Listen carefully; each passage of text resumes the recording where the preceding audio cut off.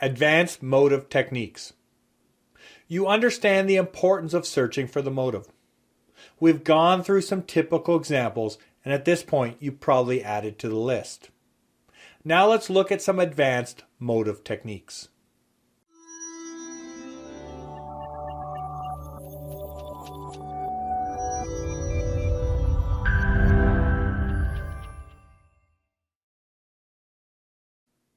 Don't fabricate the motive. Nobody woke up today saying, you know what I need? I need a quote. Every call is an opportunity. Every customer is motivated. Motivated enough to call you, somebody that they don't know, they don't like, and they don't trust. Your job is to find that motivation.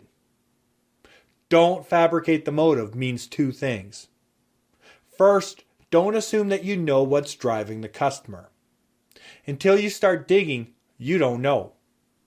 It's easy for you to look at the customer and say that they're just price shopping. And price is a motive for some customers. But until you've done your due diligence, you don't know. All the examples I gave you before trump price 90% of the time.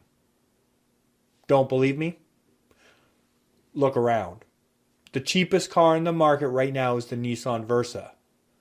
Today, look around and see how many you see driving. The desire to have a slightly nicer car than your neighbor is stronger than your motive to save money.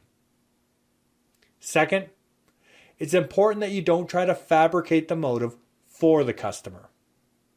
It's easy as an expert for you to embed the motive of fear in the customer. And this embedded motive will be just as powerful as an organic one. Sort of. You see, if you introduce the motive of fear, the customer will buy whatever you're selling. However, because this is not their motive, at some point they're going to have buyer's remorse. There is no room in world-class service for resentment. Another advanced technique is to understand that there may be more than one person, therefore there may be more than one motive. It's not uncommon for you to be presenting to a husband and a wife. It's also not uncommon for them to have conflicting motives. The husband might be trying to save money, and the wife might be trying to keep up with the Joneses. If you find yourself in this situation, you need to address both motives. If this is impossible to do, then you need to confront both parties and let them know that they need to decide what direction they want to take this in. Good, cheap, and fast. You can have two. Pick any two you want. If you're presenting to a commercial customer, you may have more than two motives. You have a warehouse manager, the general manager, and the accountant that you're presenting your proposal to. Turn to the warehouse manager and present the advantages that the end user will see to him.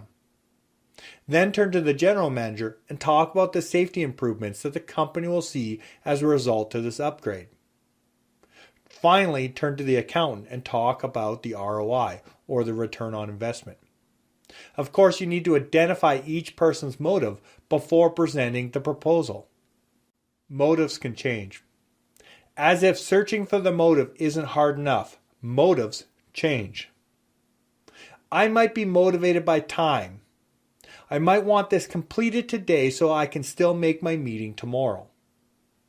Later, I might find out that my meeting was canceled. Time is no longer my motive. Be aware that the motives might change and that your strategies will have to adjust. Searching for the motive is the hardest part of the system to truly master.